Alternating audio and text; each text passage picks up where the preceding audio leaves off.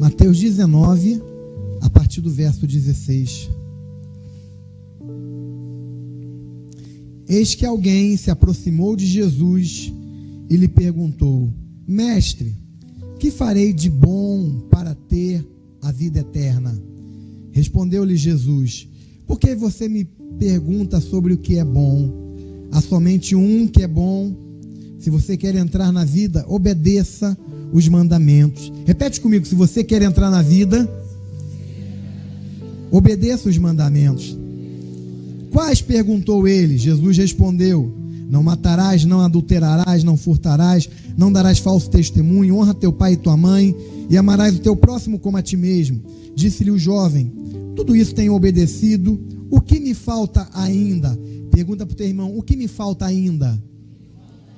Jesus respondeu: Se você quer ser perfeito, vá, venda os seus bens, dê o dinheiro aos pobres, e você terá um tesouro nos céus. Depois venha e siga-me. Ouvindo isso, o jovem afastou-se triste, porque tinha muitas riquezas. Então Jesus disse aos discípulos: Digo-lhes a verdade, dificilmente um rico entrará no reino dos céus. E lhes digo ainda: é mais fácil passar um camelo pelo fundo de uma agulha do que um rico entrar no reino de Deus. Ao ouvirem isso, os discípulos ficaram perplexos e perguntaram: Neste caso, quem pode ser salvo?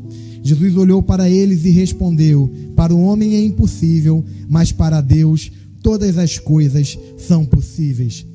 Então Pedro lhe respondeu: Nós deixamos tudo para seguir-te. Que será de nós? Jesus lhe disse: Digo-lhes a verdade, por ocasião da regeneração de todas as coisas, quando o Filho do Homem se assentar em seu trono glorioso, vocês que me seguiram também se assentarão em 12 tronos para julgar as 12 tribos de Israel. E todos os que tiverem deixado casas, irmãos, irmãs, pai, mãe, filhos ou campos por minha causa, receberão 100 vezes mais. Repete comigo: 100 vezes mais. E herdarão a vida eterna. Contudo, muitos primeiros serão últimos, e muitos últimos serão primeiros. A história desse jovem rico é uma história conhecida. Ele era um jovem que tinha uma boa reputação. Ele guardava os mandamentos, segundo o que ele mesmo declarou, e Jesus não contestou a sua informação. Ele perguntou a Jesus: o que devo fazer para poder herdar a vida eterna? E aí Jesus fala dos mandamentos que ele precisava guardar e obedecer. E é bom sempre lembrar que as Escrituras afirmam que os mandamentos do Senhor não são pesados, não são difíceis, não são algo que se tornam um peso na nossa vida. Os mandamentos do Senhor não são pesados. E aquele jovem falou: olha, eu tenho procurado observar desde a minha mocidade, eu tenho procurado guardar os mandamentos, eu tenho procurado fazer o que é correto. Mas Jesus olha para ele, conhecendo o íntimo do seu coração, faz uma afirmação que mudou a sorte, mudou o destino daquele jovem. E não mudou para o bem, mudou para pior. Jesus fala para ele: ainda te falta alguma coisa. Querido irmão, querida irmã, quando o Senhor olha para nós, por melhores que nós possamos aparentar à vista dos outros, Ele olha no mais profundo do nosso ser e Ele conhece exatamente as nossas limitações, as nossas dificuldades. Ele sabe exatamente quem está ocupando o lugar de Deus na nossa vida. Quem é o ídolo que nós cultivamos? Quem é o Deus que está acima do nosso Deus? Ele olha no íntimo daquele homem e fala: ainda te falta uma coisa. Existe uma coisa na sua vida que tem mais valor do que eu, que tem mais valor do que tudo isso que você falou, que você faz em relação a Deus. Existe algo que ocupa um lugar especial no seu coração. Existe algo tão importante para você, que você precisa ser capaz de abrir mão disso para verdadeiramente me seguir. Ainda te falta uma coisa. Tenho ouvido falar de pessoas que estão há muito tempo na igreja, participando das atividades da igreja, se envolvem com um monte de coisas, mas quando chega um momento como esse, ficam tremendamente ou aborrecidas, ou entristecidas, ou indiferentes. O que está faltando em você? Por que você não consegue entender que que é uma bênção ser um fiel dizimista, que é uma bênção ofertar na casa de Deus. Quando Jesus estava no altar olhando as pessoas virem trazer as ofertas, ele não estava olhando porque ele era curioso. Ele estava olhando porque ele tem um interesse muito grande em saber como é o seu coração, em uma área que é tão importante para nós. E às vezes para algumas pessoas é uma área tão importante, mas tão importante, que ocupa um espaço, um nível maior do que Deus. Deus que diz, entregue o dízimo, não é voz suficiente, não é poderoso o suficiente para falar mais alto do que a voz do seu coração. Retenha os seus bens, retenha o que é seu, segure para si aquilo que te pertence. Aquele jovem, quando foi confrontado por Jesus, Jesus sabia que o que ele havia falado era verdadeiro, mas ele olhou no íntimo do seu ser e falou: está faltando uma coisa em você, ainda te falta uma coisa. E essa coisa que está faltando você entregar pode separar da vida eterna. Irmãos, uma vez eu ouvi o R. Soares responde. Vocês já viram isso na televisão? Impossível você nunca ter visto. Ele está nos canais quase que o dia inteiro. Você muda de canal, enquanto você está mudando de canal, você passa por ele. RR responde. E aí uma das perguntas foi: uma pessoa que não entrega o dízimo, ela é salva? E aí o RR respondeu que não. Num primeiro momento eu não concordei com ele. Eu falei: rapaz, o varão está sendo muito radical. Mas depois não me pronunciei, só pensei. Eu fui analisando, e aí existem coisas distintas. O princípio que se aplica à resposta que ele deu se aplica a várias áreas da nossa vida. Uma pessoa que roubou alguma coisa, ela perde a salvação? É claro que não. Amém? Se ela se arrepender, ela está perdoada e a salvação dela está ali. Mas uma pessoa que vive roubando e não se arrepende, continua roubando,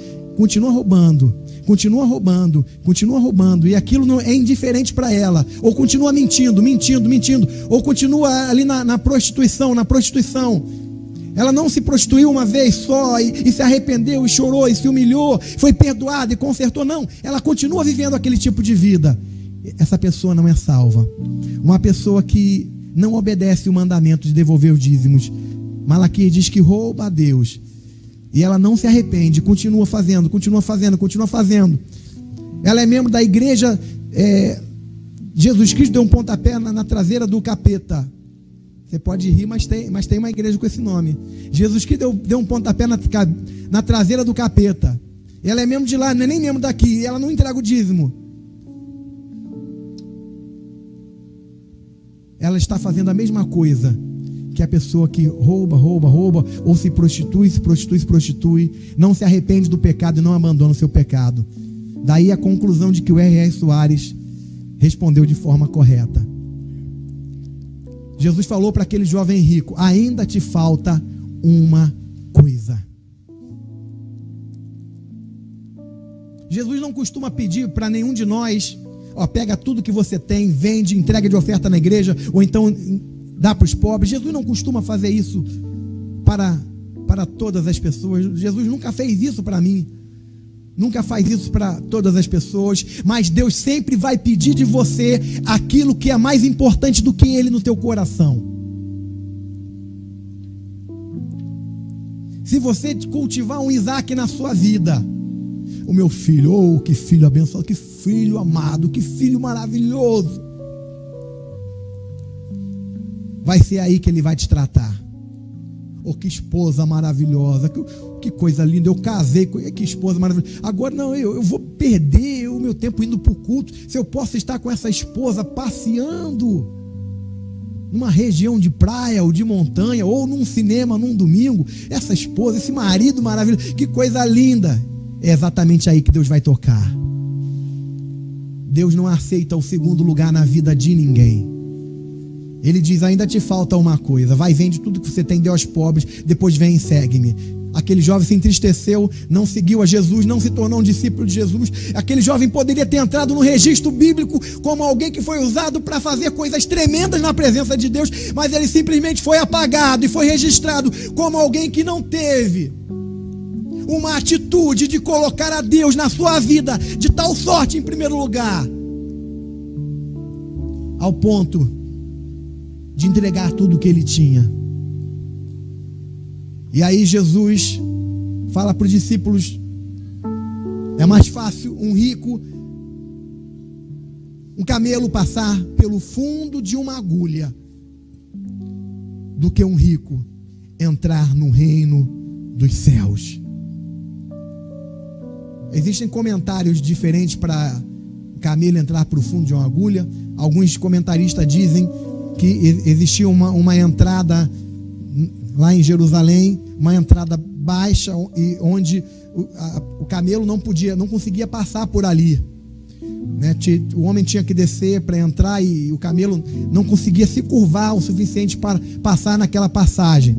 Uma outra informação é que existia uma corda grossa que entrava em um local chamado agulha para prender as embarcações.